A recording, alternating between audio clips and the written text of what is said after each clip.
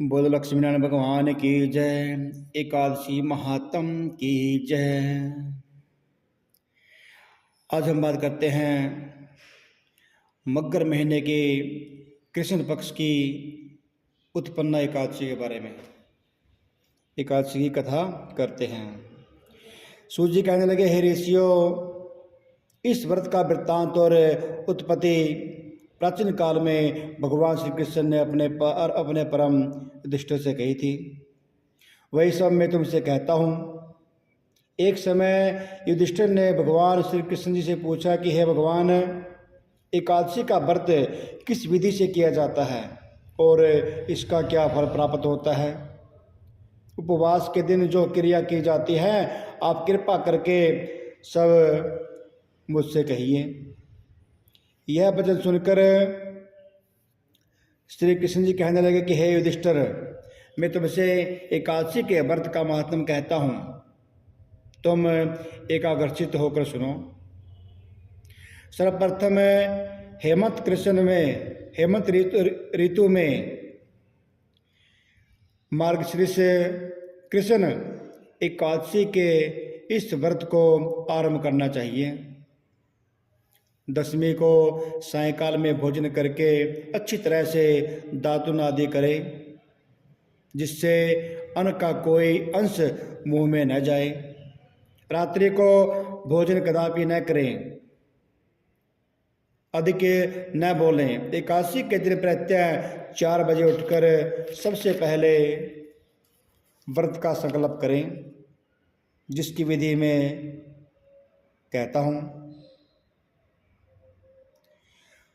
अमुक संवत्सरे संवत का नाम और महीने का नाम कृष्ण पक्ष और वर्णित एकादशी तिथि और तिथि का उस दिन जो वार है, वार का नाम, अपना गोत्र का नाम और अपना नाम लें और प्रार्थना करें कि हे भगवान, मैं इसे एकादशी व्रत को करूँगा, आप मेरे जन्म जन्मांतर के पापों को दूर करना। और फिर इसके पश्चात शौच आदि से निवृत्त होकर नदी, तालाब, बावड़ी या कुएं पर जाकर मिट्टी आदि लगाकर इस मंत्र को पढ़ता हुआ असव क्रांते रथ क्रांते विष्णु क्रांते वसुंधरे उद्धृतापि वाराहेण कृष्णेन सत्यवाहुना मृत्यु के हर से पाप स्वयं सर्व संचितम तव्याहतेन पापेन गच्छामि परमागतिम। शुद्ध जल से स्नान करे। व्रत करने वाला चोर, पाखंडी, पर स्त्रीगामी, निंदक, मिथ्याभाषी तथा किसी प्रकार के पापी मनुष्य से बात न करें।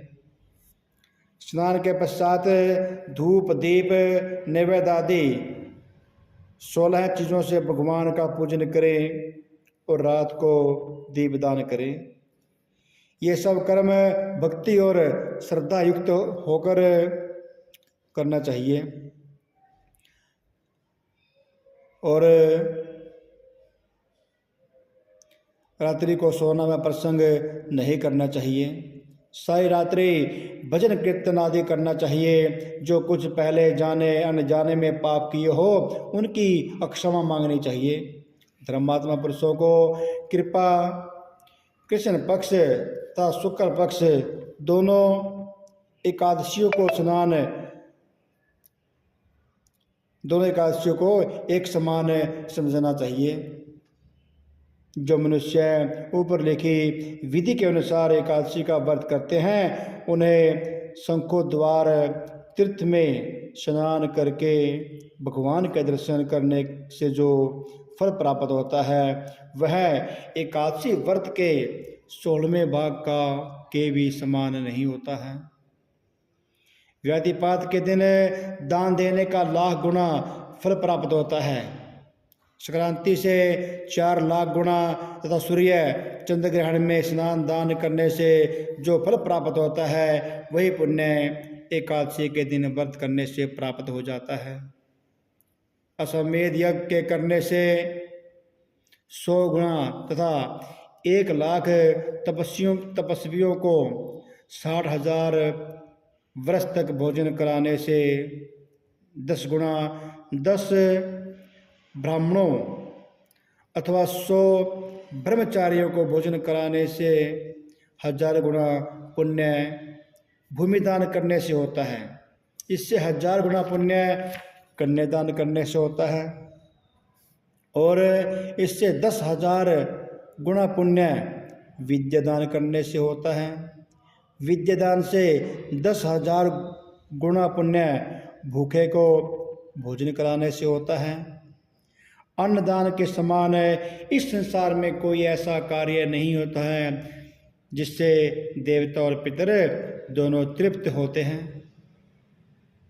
परंतु एकादशी के व्रत का पुण्य सबसे अधिक होता है। 1000 यज्ञों से भी अधिक इसका फल प्राप्त होता है। एकादशी का प्रभाव देवताओं को भी दुर्बल है। रात्रि को भोजन करने वाले को उपवास का आधा फल मिलता है और दिन में एक बार भोजन करने वाले को उसका आधा फल मिलता है, परंतु निर्जल व्रत रखने वाले को महात्म तो देवता भी वर्णन नहीं कर सकते। युधिष्ठिर कहने लगे, भगवान आपने हजारों यज्ञ और लाख गोदान को भी एकादशी के व्रत के बराबर नहीं बताया, सो यह तिथि सब तिथियों में उत्तम कैसे हुई? आप विस्तार पूर्वक मुझसे बताइए। युधिष्ठिर के वचन सुनकर भगवान कहने लगे कि हे युधिष्ठिर, सतयुग में मूर नाम का दैत्य उत्पन्न हुआ जो बड़ा बलवान और भयानक था। उस प्रचंड दैत्य ने कृष्ण, आदित्य, वसु, वायु, अग्नि आदि सब देवताओं को पराजित करके भगा दिया। तब इंद्र सहित सब देवताओं ने भयभीत होकर शिवजी महाराज से अपने दुख का सब कारण तथा दैत्यों का वृत्तांत कहा और बोले, हे कैलाशपति जी, मूर दैत्य के से भयभीत होकर सब देवता मृत्यु लोक में फिर रहे हैं। तब शिवजी कहने लगे कि हे देवताओं, तीनों लोकों के स्वामी, भक्तों के दुखों का नाश करने वाले भगवान विष्णु की शरण में जाओ, वही तुम्हारे दुखों को दूर करते हैं। शिवजी के ऐसे वचन सुनकर इंद्रादि सब देवता अक्षीर सागर में जा पहुँचे। वहाँ भगवान को शयन करते हुए देखकर इंद्र हाथ जोड़कर उनकी स्तुति करने लगा कि हे देवताओं द्वारा स्तुति करने योग्य प्रभु, आपको बारंबार नमस्कार है। देवताओं की रक्षा करने वाले मधुसूदन, आपको नमस्कार है। आप हमारी रक्षा करें। दैत्यों से भयभीत होकर हम सब देवता आपकी शरण में आए हैं। आप इस संसार के कर्ता, माता पिता, उत्पत्ति तथा पालन करता और संहार करने वाले हैं। सबको शांति प्रदान करने वाले हैं। आकाश और पाताल भी आप ही हैं। सबके पितामह ब्रह्म, सूर्य, चंद्र, अग्नि, सामग्री, होम, आहुति, मंत्र, तंत्र, जप, यजमान, यज्ञ, कर्म कर्ता, भोक्ता भी आप ही हैं। आप सर्वव्यापक हैं। आपके सिवा तीनों लोकों में चर तथा अचर कुछ भी नहीं है। हे भगवान, दैत्यों ने हमको जीतकर स्वर्ग से भ्रष्ट कर दिया, स्वर्ग से निकाल दिया और सब देवता इधर उधर भागे फिर रहे हैं। आप इन दैत्यों से हम सबके रक्षा कीजिए। इंद्र के ऐसे वचन सुनकर भगवान विष्णु कहने लगे कि हे इंद्र, ऐसा मायावी दैत्य कौन है जिसने सब देवताओं को जीत लिया है? इसका क्या नाम है? उसमें कितना बल है और किसको आश्रय में है तथा इसका स्थान कहाँ पर है? यह सब मुझसे कहो। भगवान के ऐसे वचन सुनकर इंद्र बोले कि हे भगवान, प्राचीन समय में एक नाड़ीजंग नामक राक्षस रहता था। उसके महापराक्रमी और लोक विख्यात मूर नाम का एक पुत्र हुआ। उसकी चंद्रावती नाम की नगरी है। उसी से उसने सब देवताओं को स्वर्ग से निकाल कर वहाँ अपना अधिकार कर लिया है। वह इंद्र, अग्नि, वरुण, यम, वायु, इस चंद्रमा, नृत्य आदि सब के स्थान पर अधिकार करके और सूर्य बनकर आप ही प्रकाश करता है। वह स्वयं मेघ बनकर बैठा है और सबसे अजय है। हे असुर निकंदन, आप उस दुष्ट को मारकर देवताओं को अजय बनाजिए। इंद्र के ऐसे वचन सुनकर भगवान कहने लगे कि हे देवताओं, मैं शीघ्र ही तुम्हारे शत्रु का संहार करूंगा। तुम चंद्रावती नगरी में जाओ। इस प्रकार कहकर भगवान सहित सब देवताओं ने चंद्रावती नगरी की ओर प्रस्थान किया। उस समय दैत्यपति मोर दैत्य सेना सहित युद्ध भूमि में गरज रहा था। उस बलवान असुर की गर्जना सुनकर सब देवता भय के मारे चारों दिशाओं में भागने लगे।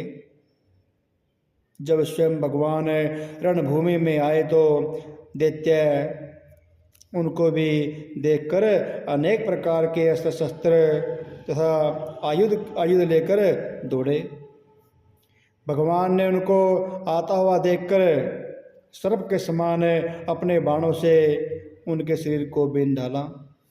बहुत से दैत्य उनके हाथों से मारे गए, केवल एक मूर ही जीवित रहा।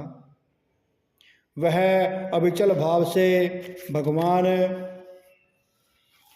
भगवान के साथ युद्ध करता रहा। भगवान जो भी तीक्ष्ण बाण उसके शरीर में मारते वह उसके लिए पुष्पों के समान हो जाते थे। शास्त्रों के प्रहार से उसका शरीर छिन्न भिन्न हो गया, परंतु वह फिर भी युद्ध करता ही रहा। अब वे आपस में मल्लयुद्ध करने लगे और 10,000 वर्ष तक उनका मल्लयुद्ध होता रहा, परंतु वह दैत्य भगवान से पराजित नहीं हुआ।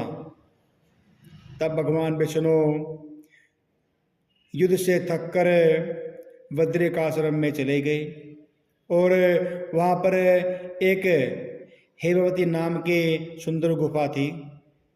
उसमें विश्राम करने के लिए उसके अंदर प्रवेश कर गए। यह गुफा 12 योजन लंबी थी और उसका एक ही द्वार था। विष्णु भगवान वहाँ जाकर सो गए। वह दैत्य उनको सोए हुआ देखकर मारने के लिए उद्यत हुआ। वह अभी मारने का प्रयत्न कर ही रहा था कि उनके शरीर से एक अत्यंत प्रभावशाली सुंदर कन्या अस्त्र शस्त्र धारण किए हुए उत्पन्न हुई और दैत्य के सामने आकर युद्ध करने लगी। वह दैत्य उस बलवान कन्या को देखकर आश्चर्यचकित चकित हो गया और उसके साथ युद्ध करने लगा। उस कन्या के ऐसे भयानक पराक्रम को देखकर दैत्य विचारने लगा कि इस कन्या को किसने बनाया है जो ऐसा भयानक युद्ध कर रही है। वह ऐसा विचार कर ही रहे था कि उस महादेवी ने उस बलवान दैत्य के रथ को चूर चूर कर दिया तथा उसके अस्त्र शस्त्रों को काट कर टुकड़े टुकड़े कर दिए। तो वह दैत्य महान क्रोध करके मल्ल युद्ध करने लगा, परंतु देवी ने उसको धक्का मारकर मूर्छित कर दिया। जब वह दैत्य मूर्छा से जागा तो उस देवी ने उसका सिर काट डाला। इस प्रकार वह दैत्य जो पृथ्वी पर गिरकर मृत्यु को प्राप्त हुआ और बाकी दैत्य डर के मारे पाताल लोक में चले गए। जब भगवान विष्णु की निंद्रा टूटी तो उन्होंने मूर दैत्य के कटे हुए सिर व दोनों हाथ जोड़कर खड़ी हुई एक कन्या को देखा। तब भगवान उस कन्या से पूछने लगे कि हे देवी, जिस दैत्य से इंद्र आदि सब देवता भयभीत होकर स्वर्ग से भाग गए थे उसको किसने मारा है? वह कन्या कहने लगी, हे भगवान, जब आप निंद्रा में थे तो यह दैत्य आपको मारने के लिए उद्यत हुआ। उस समय आपकी योग माया द्वारा आपके शरीर से मैं उत्पन्न होकर मैंने इस दैत्य को मार दिया। यह सुनकर भगवान कहने लगे कि हे देवी, तुमने देवताओं के भय को दूर करके बड़ा महान कार्य किया है। अतः तुम अपनी इच्छा अनुसार वर मांगो। तो वह देवी बोले कि हे भगवान, यदि आप मुझको वरदान देना ही चाहते हैं तो यह वरदान दीजिए कि जो कोई मेरा व्रत करे उसके सब पाप नष्ट हो जाएं और वो अंत में मोक्ष को प्राप्त हुए। जो इस कथा का पुण्य है उसका आधा रात्रि को भोजन करने वाले को प्राप्त हो और जो एक बार भोजन करे उसको भी आधा फल प्राप्त हो। जो मनुष्य भक्ति पूर्वक मेरे इस व्रत को एक बार भी भोजन न करे उसको धर्म, धन और मुक्ति प्राप्त हो। भगवान कहने लगे कि हे कल्याणी, ऐसा ही होगा। मेरे और तुम्हारे भक्त एक ही होंगे और वे अंत में मोक्ष को प्राप्त करके मेरे लोक को प्राप्त होंगे, क्योंकि तुम एकादशी को उत्पन्न हुई है, अतः तेरा नाम एकादशी होगा, उत्पन्न एकादशी होगा। तुम मुझको सब तिथियों से प्रिय हो, इस कारण तुम्हारे व्रत का फल सब तीर्थों से भी अधिक फल को देने वाला होगा। ऐसा कहकर भगवान अंतर्ध्यान हो गए और प्रभु के उत्तम वचनों को सुनकर एकादशी उत्पन्न प्रसन्न हुई। भगवान श्री कृष्ण जी कहते हैं कि हे युधिष्ठिर, सब तीर्थों के फल से एकादशी व्रत का फल सर्वश्रेष्ठ है। एकादशी व्रत करने वाले को मैं मोक्ष पद देता हूँ, उसके शत्रुओं का नाश एवं समस्त विघ्नों को नष्ट कर देता हूँ। यह मैंने तुमको एकादशी की उत्पत्ति का सब वृत्तांत बतलाया है। एकादशी पापों को नष्ट करने वाली तथा सिद्धि को देने वाली है। उत्तम पुरुषों को दोनों पक्ष की एकादशियों के समान ही मानना चाहिए, कोई भेदभाव नहीं समझना चाहिए। जो मनुष्य इस एकादशी के महात्म को पढ़ता है अथवा सुनता है उसको अश्वमेध यज्ञ का फल प्राप्त हो जाता है और वह करोड़ों वर्ष तक विष्णु लोक में वास करता है, वहाँ भी उसका पूजन होता है। जो मनुष्य एकादशी महात्म के चौथे भाग को पढ़ता है उसके भी अनेक पाप नष्ट हो जाते हैं। विष्णु धर्म के बराबर दूसरा कोई धर्म नहीं है और एकादशी व्रत के समान कोई दूसरा व्रत नहीं है। इसलिए श्रद्धा भक्ति के साथ एकादशी व्रत रखना चाहिए। इससे सारी मनोकामना पूरी होती है और मोक्ष प्राप्त होता है।